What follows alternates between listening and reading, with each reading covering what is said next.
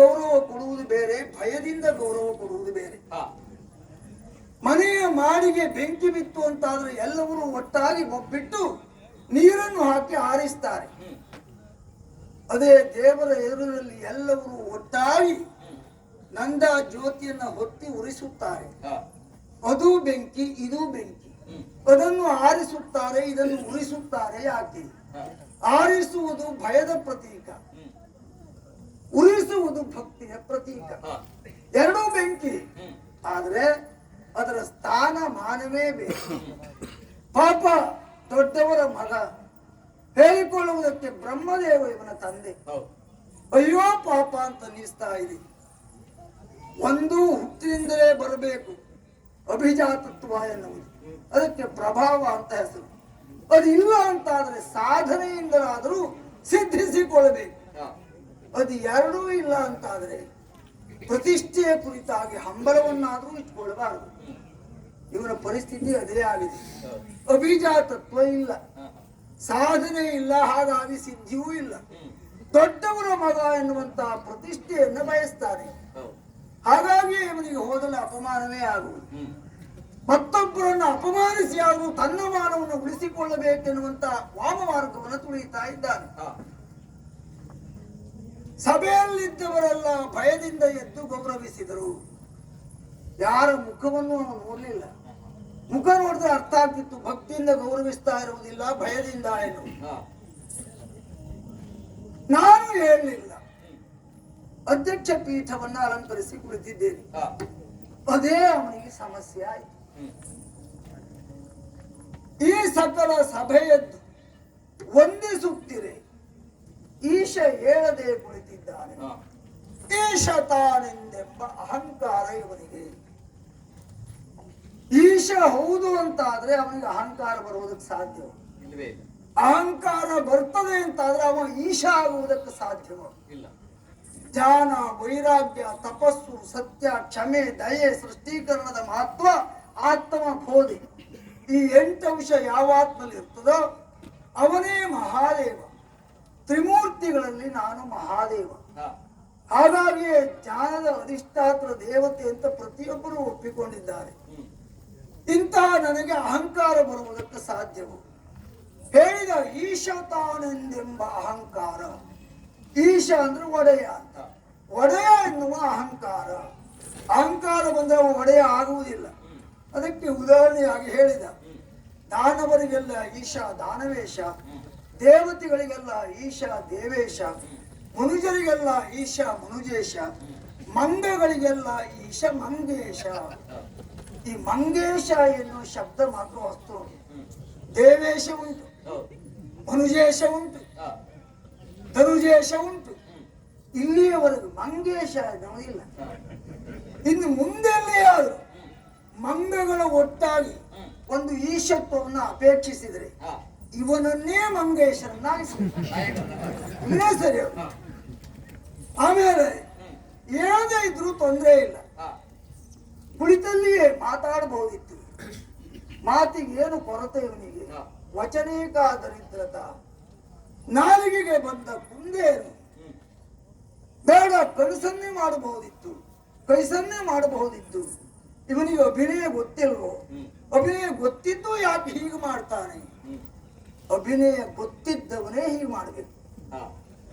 ಅಭಿನಯ ಅಂದ್ರೆ ಏನು ಅಂತ ಗೊತ್ತಿರದೆ ಹೋದವರು ಎಲ್ಲಿ ಏನು ಬೇಕಾದ್ರೂ ಮಾಡ್ತಾರೆ. ಎಷ್ಟೋ ಜನರಿಗೆ ಅದೇ ಅವಸ್ಥೆ ಆಗಿದೆ.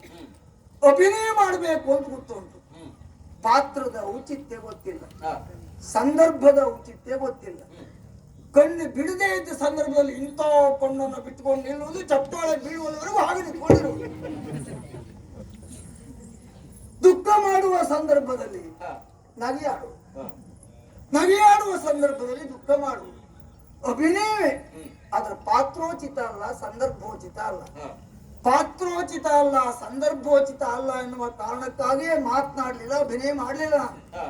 ಅಧ್ಯಕ್ಷ ಪೀಠವನ್ನ ಏರಿ ಕುಳಿತಂತಹ ವ್ಯಕ್ತಿ ಸಭೆಗೆ ಮಾವ ಬಂದ, ಭಾವ ಬಂದ, ನೆಂಟ ಬಂದ ಅಂತ ಇವನೇ ಎದ್ದು ಹೋಗಿ ಸ್ವಾಗತಿಸುವುದಕ್ಕೆ ಮುಂದಾದ್ರೆ, ಇವನೇ ಮಾತನಾಡುವುದಕ್ಕೆ ಮುಂದಾದ್ರೆ, ಇವನೇ ಕೈಸನ್ನೆ ಮಾಡುವುದಕ್ಕೆ ಮುಂದಾದ್ರೆ, ಸಭೆಯಲ್ಲಿ ಕುಳಿತವರೆಲ್ಲ ಹೇಳ್ತಾರೆ ಅಧ್ಯಕ್ಷರಿಗೆ ಸರಿ ಇಲ್ಲ, ಸುಮ್ಮನೆ ಕೂತ್ಕೊಳ್ಬೇಕಿತ್ತು, ಏನೇನೋ ಮಂಗಚೇಷ್ಟೆ ಮಾಡ್ತಾ ಇದ್ದಾರೆ ಅಂತ ಹೇಳುವುದಿಲ್ವ? ಅಧ್ಯಕ್ಷ ಪೀಠದ ಘನತೆ ಅಂದ್ರೆ ಏನು? ಆ ಪ್ರಾಥಮಿಕ ಜ್ಞಾನವೇ ಅವನಿಗಿಲ್ಲ. ಆಮೇಲೆ ಹೇಳಿದ, ಸರಸಿಜಾಸನ ನುಡಿಗೆ ನಾ ಮರುಳಾಗಿ ಮಗಳನ್ನು ಕೊಟ್ಟು ಕೆಟ್ಟೆ. ಇವ ಏನು ಕೊಟ್ಟಿದ್ದು ಅಂತ ಹೇಳು, ಇವ್ ಕೊಡ್ಲೇ ಇಲ್ಲ. ನನ್ನನ್ನೇ ಪ್ರೀತಿಸಿದವಳವಳು, ನನ್ನನ್ನ ಪ್ರೀತಿಸಬಾರದು ಅಂತ ಆಕ್ಷೇಪಿಸಿದವನು ಇವನು. ದಾಕ್ಷಾಯಿಣಿ, ದಕ್ಷನ ಮಗಳಾದ್ರಿಂದ ದಾಕ್ಷಾಯಿಣಿ. ಸತೀ ದೇವಿ ಅಂತ ಅವಳ ಹೆಸರು. ಅವಳು ಬಾಹ್ಯವಾದಂತಹ ಶ್ರೀಮಂತಿಕೆ, ಇದು ಶ್ರೀಮಂತಿಕೆ ಅಲ್ಲ. ಬಾಹ್ಯವಾದಂತಹ ಸೌಂದರ್ಯ, ಇದು ಸೌಂದರ್ಯವೇ ಅಲ್ಲ. ಆಂತರಂಗಿಕವಾಗಿರುವಂತಹ ಸೌಂದರ್ಯ ಶ್ರೀಮಂತಿಗೆ ಇದೇ ಸತ್ಯ, ಇದೇ ನಿತ್ಯ ಅಂತ ತೀರ್ಮಾನಿಸಿ ಇವ ಹೇಳಿದ ಹಾಗೆ ಏನೂ ಇಲ್ಲದೆ ಇದ್ದ ನನ್ನನ್ನು ಎಲ್ಲವೂ ಉಂಟು ಅಂತ ಮದುವೆ ಆದವಳವಳು. ಹಾಗಾಗಿಯೇ ದೇಹದಲ್ಲಿ ಅರ್ಧ ಭಾಗವನ್ನೇ ಅವಳಿಗೆ ಬಿಟ್ಟುಕೊಟ್ಟು ಅರ್ಧನಾರೀಶ್ವರನಾಗಿದ್ದೇನೆ. ಅರ್ಧ ಭಾಗವನ್ನು ಬಿಟ್ಟುಕೊಟ್ಟಿದ್ಯಾಕೆ?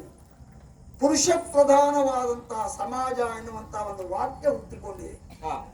ಪುರುಷರು ತಮ್ಮ ದೈಹಿಕವಾದಂತಹ ಬೌದ್ಧಿಕವಾದಂತಹ ಸಾಮರ್ಥ್ಯದಿಂದ ಅಬಲೆಯರಾದಂತಹ ಸ್ತ್ರೀಯರ ಮೇಲೆ ದೌರ್ಜನ್ಯವನ್ನು ನಡೆಸ್ತಾರೆ. ಸುಳ್ಳು ಅಂತ ಹೇಳುವುದಕ್ಕಾಗುವುದಿಲ್ಲ, ಸತ್ಯದ ವಿಷಯವೇ ಅದು.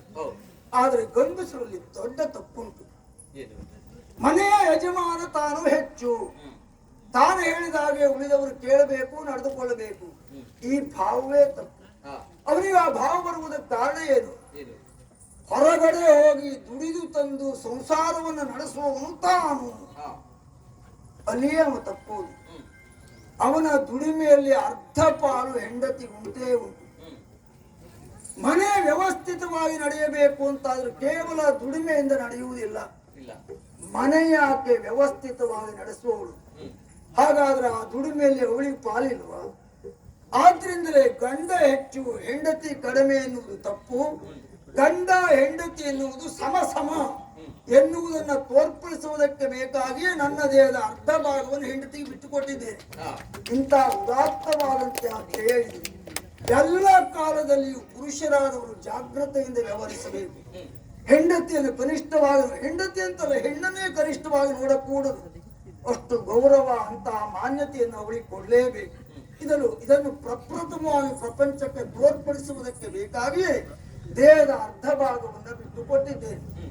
ಅರ್ಧ ಭಾಗವನ್ನ ಬಿಟ್ಟುಕೊಟ್ಟ ನನ್ನ ಕುರಿತಾಗಿ ಉಳಿದವರು ಯಾರೂ ಆಕ್ಷೇಪ ಮಾಡುವುದಿಲ್ಲ. ಸ್ವತಃ ದಾಕ್ಷಾಣಿಯೇ ಒಪ್ಪಿದ್ದಾಳೆ, ಸಂತೋಷ ಪಟ್ಟಿದ್ದಾಳೆ. ಮಗಳನ್ನು ಕೊಟ್ಟು ಕೆಟ್ಟೆ ಅಂತ ಇವ ಹೇಳ್ತಾ ಇದ್ದಾಳೆ. ನನಗೆ ಆಶ್ಚರ್ಯ ಆಗುತ್ತದೆ. ಹಾಲು ತುಂಬಿದಾಗ ಕೆಚ್ಚಲು ತುಂಬುತ್ತದೆ. ಆವಾಗ ಹಸು ಹಾಲನ್ನ ಕೊಡುವುದಕ್ಕೆ ಬೇಕಾಗಿ ಕರುವನ್ನು ಅಂಬಾ ಎಂದು ಕೂಗಿ ಕರೆಯುತ್ತದೆ. ಹಸಿವಾದಾಗ ಹಾಲನ್ನ ಕುಡಿಯುವುದಕ್ಕೆ ಬೇಕಾಗಿ ಕರು ಅಂಬಾ ಎಂದು ಕರೆಯುತ್ತದೆ. ಇಲ್ಲ, ಹಸುವೂ ಕೂಗಲಿಲ್ಲ, ಕರುವೂ ಕೂಗಲಿಲ್ಲ. ಪ್ರತಿ ಹೊತ್ತು ನನ್ನ ಈ ಬಿಂದಿಗೆಯನ್ನು ತೆಗೆದುಕೊಂಡು ಹೋಗಿ ನೀವು ಹಾಲನ್ನು ಕರ್ಕೊಂಡು ಬರ್ತೀರಿ, ಈಗ ಹೊತ್ತಾಯ್ತು, ಯಾರು ಹಾಲು ಕರೆಯುವುದಕ್ಕೆ ಹೋಗ್ಲಿಲ್ಲ ಅಂತ ಹೇಳ್ತಾ ಬಿಂದಿಗೆ ಕುಣಿಯುವುದಕ್ಕೆ ತೊಡಗಿತಂತೆ. ಹಸುವು ಕೂಗುವುದಿಲ್ಲ, ಕರುವು ಕೂಗುವುದಿಲ್ಲ, ಬಿಂದಿಗೆ ಕುಣಿತದೆ. ಇವನ ಪರಿಸ್ಥಿತಿ ಈಗ ಯಾರೂ ಆಕ್ಷೇಪ ಮಾಡುವವರಿಲ್ಲ, ಅವನೇ ಆಕ್ಷೇಪ ಮಾಡ್ತಾನೆ, ಕುಣಿತಾನೆ ಅವನು. ಅದಕ್ಕೂ ಸರಸಿಜಾಸನನಿಂದ ನುಡಿಗೆ ನಾ ಮರುಳಾಗಿ ಅಂತ ಪರ್ಯಾಯವಾಗಿ ಅಪ್ಪರನ್ನು ಆಕ್ಷೇಪಿಸ್ತಾ ಇದ್ದಾನೆ. ಆಮೇಲೆ ಸಂಸ್ಕಾರದ ಕುರಿತಾಗಿ ಮಾತನಾಡುವುದಕ್ಕೆ ತೊಡಗಿದ. ಸ್ನಾನವಿಲ್ಲವು ಜಪಾನುಷ್ಠಾನ ಮೊದಲಿಲ್ಲ, ಸ್ಥಾನವೇ ಸ್ಮಶಾನ ಭಸ್ಮಾಂಗ. ಬಹಳ ವಿಷಯವನ್ನು ಒಂದೇ ವಾಕ್ಯದಲ್ಲಿ ಹೇಳಿದ್ದಾನೆ. ಸ್ನಾನ ಬೇಕು, ಯಾರಿಗೆ ಬೇಕು? ಪಂಚಭೂತಾತ್ಮಕವಾದಂತಹ ಮೃಣ್ಮಯ ಶರೀರವನ್ನು ಹೊಂದಿದವರಿಗೆ ಸ್ನಾನದ ಅವಶ್ಯಕತೆ ಉಂಟು. ಅದರಲ್ಲಿಯೂ ಪಂಚಭೂತಾತ್ಮಕವಾದಂತಹ ಶರೀರ ಜೀವ ಜಂತುಗಳಿಗೆಲ್ಲವೂ ಹೌದಾದರು ಎಲ್ಲವರೂ ಸ್ನಾನ ಮಾಡುವುದಿಲ್ಲ, ಮಾನವರು ಸ್ನಾನ ಮಾಡ್ತಾರೆ. ಬೇಕು, ನವದ್ವಾರದಿಂದ ಹೊರಸೂಸಬಹುದಾದಂತಹ ಮಲಿನತೆಯನ್ನು ಶುದ್ಧೀಕರಿಸಿಕೊಳ್ಳುವುದಕ್ಕೆ ಬೇಕಾಗಿ ಸ್ನಾನ ಬೇಕು. ಸ್ನಾನದಲ್ಲಿ ಎರಡು ವಿಧ, ಒಂದು ಬಹಿರ್ ಸ್ನಾನ, ಮತ್ತೊಂದು ಅಂತರಂಗದ ಸ್ನಾನ. ಅಂತರಂಗದ ಸ್ಥಾನ ಅನ್ನುವುದು ಬಹಳ ಮುಖ್ಯವಾಗುತ್ತೆ. ಬಹಿರ್ಸ್ನಾನ ಅನ್ನುವುದು ತಾತ್ಕಾಲಿಕ. ಇವತ್ತು ಸ್ನಾನ ಮಾಡುವ ನಾಳೆ ಮತ್ತೆ ಸ್ನಾನ ಮಾಡಲೇಬೇಕಾಗ್ತದೆ. ಅಂತರಂಗದ ಸ್ನಾನ ಹಾಗಲ್ಲ, ಅದು ಶುದ್ಧ, ನಿತ್ಯ ಸತ್ಯ, ನಿತ್ಯ ಶುದ್ಧ. ನನಗೆ ಸ್ನಾನ ಬೇಡ, ಯಾಕೆ? ನಾನು ಹುಟ್ಟಿದವನೇ ಅಲ್ಲ, ಅಭಾವ. ಹುಟ್ಟಿದವರಿಗೆ ಸ್ನಾನ ಬೇಕು ಅಂತ ಇಟ್ಕೊಂಡ್ರು ನಾನು ಹುಟ್ಟಿದವನಲ್ಲ. ಆದ್ರಿಂದ ನನಗೆ ಸ್ನಾನದ ಅವಶ್ಯಕತೆ ಇಲ್ಲ. ಆದ್ರೂ ಕೆಲವು ಕಡೆ ಆಕ್ಷೇಪ ಮಾಡಿದ್ದಾನಂತೆ. ತಲೆಯ ಮೇಲೆ ಗಂಗೆಯನ್ನು ಹೊತ್ತಿದ್ದಾನೆ, ಆ ಗಂಗೆ ಮೈ ಮೇಲೆ ಬೀಳುವುದನ್ನ ಇವ ಸ್ನಾನ ಅಂತ ಹೇಳ್ತಾನೆ.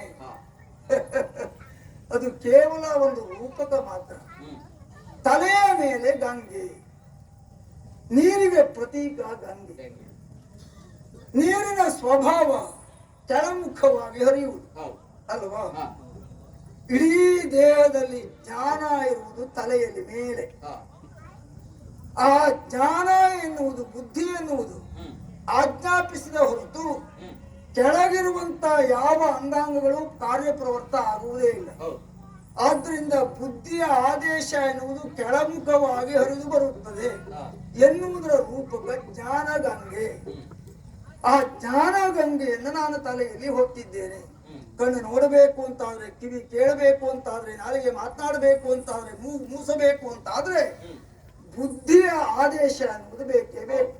ಅದು ಜ್ಞಾನ ಗಂಗೆ, ಹರಿಯುವಿಕೆಯ ಪ್ರತೀಕ. ಆದ್ರಿಂದ ಕೆಳಮುಖ, ಅದು ಮೇಲಿರುತ್ತದೆ ಎನ್ನುವುದರ ರೂಪಕ ಗಂಗೆಯನ್ನು ತಲೆಯಲ್ಲಿ ಹೊತ್ತಿದ್ದಾನೆ ಎನ್ನುವುದು. ಆಮೇಲೆ ಹೇಳಿದ ಭಸ್ಮಾಂಗ, ಬೂದಿಯನ್ನು ಬಳಿದುಕೊಳ್ಳುವುದು ಬೇರೆ, ಬೂದಿಯಲ್ಲಿ ಹೊರಳಾಡುವುದು ಬೇರೆ.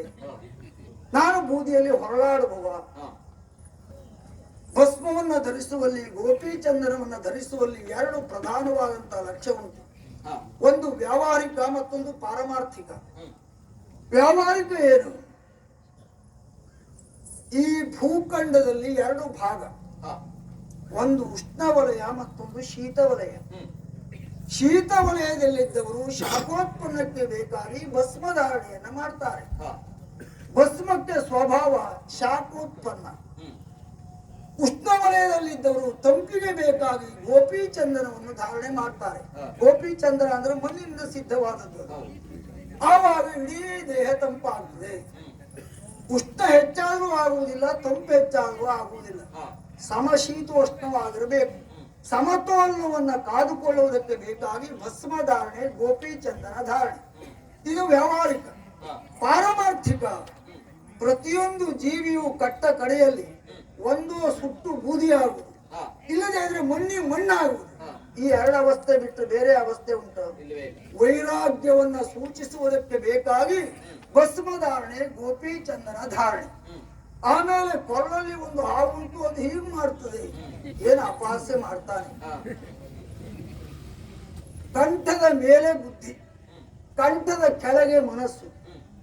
ಬುದ್ಧಿಯ ಗತಿಯು ವಕ್ರ, ಮನಸ್ಸಿನ ಗತಿಯು ವಕ್ರ. ವಕ್ರತೆಗೆ ಪ್ರತೀಕ ಹಾವು. ಆ ವಕ್ರತೆಯನ್ನು ಏಕಕಾಲದಲ್ಲಿ ಅಂಕಿತದಲ್ಲಿ ಇರಿಸಿಕೊಂಡಿದ್ದೇನೆ. ಬುದ್ಧಿಯ ವಕ್ರತೆಯನ್ನು, ಮನಸ್ಸಿನ ವಕ್ರತೆಯನ್ನು ಏಕಕಾಲದಲ್ಲಿ ಅಂಕಿತದಲ್ಲಿ ಇರಿಸಿಕೊಂಡಿದ್ದೇನೆ ಎನ್ನುವುದರ ರೂಪಕವೇ ನಾಗಾಭರಣ. ಕಂಠದ ಮಧ್ಯದಲ್ಲಿಯೇ ಅದನ್ನು ಧರಿಸಿದ್ದೇನೆ. ಅರ್ಥ ಇಲ್ಲದೆ ಧರಿಸಿದ್ದಲ್ಲ, ಬೇರೆ ಎಲ್ಲಿಯಾದ್ರೂ ಧರಿಸಬಹುದಿತ್ತು. ಕಂಠದ ಮಧ್ಯದಲ್ಲಿ ಆ ವಕ್ರತೆಯನ್ನು ಹಿಡಿದಲ್ಲಿ ಇಟ್ಟುಕೊಂಡಿದ್ದೇನೆ ಎನ್ನುವುದರ ರೂಪಕ ಅಷ್ಟೇ. ಅದು ಯಾವಾಗಲೂ ಹಾವನ್ನು ಸುಟ್ಕೊಂಡು ಇರ್ತೇನೆ ಎನ್ನುವ ಅರ್ಥವೂ ಅಲ್ಲ ಅದಕ್ಕೆ. ಆಮೇಲೆ ಭಸ್ಮಾಂಗ, ಭಸ್ಮವನ್ನ ಧರಿಸಿದ್ದಾನೆ. ಸ್ಮಶಾನದಲ್ಲಿ ವಾಸ ಮಾಡ್ತಾನೆ ಭಸ್ಮಕ್ಕೆ ಬೇಕಾಗಿ. ಅಲ್ಲವೇ ಉದಾತ್ತವಾದಂತ ಅರ್ಥ ಉಂಟು, ಧ್ಯೇಯ ಉಂಟು. ಸಮುದ್ರ ಮಥನ ಆದಾಗ, ಅಮೃತ ಬಂದಾಗ ದೇವತೆಗಳು ಅಸುರರು ಒಟ್ಟಾಗಿ ತಮಗಬೇಕು ಅಂತ ಹೊಡೆದಾಟಕ್ಕೆ ಮುಂದಾದ್ರೆ ಹಲಾಹಲ ಬಂತು. ಯಾರಾದ್ರೂ ಬೇಕು ಅಂತ ಮುಂದೆ ಬಂದವರಿದ್ದಾರ? ಒಂದು ಹೆಜ್ಜೆನೂ ಮುಂದಿಡ್ಲಿಲ್ಲ.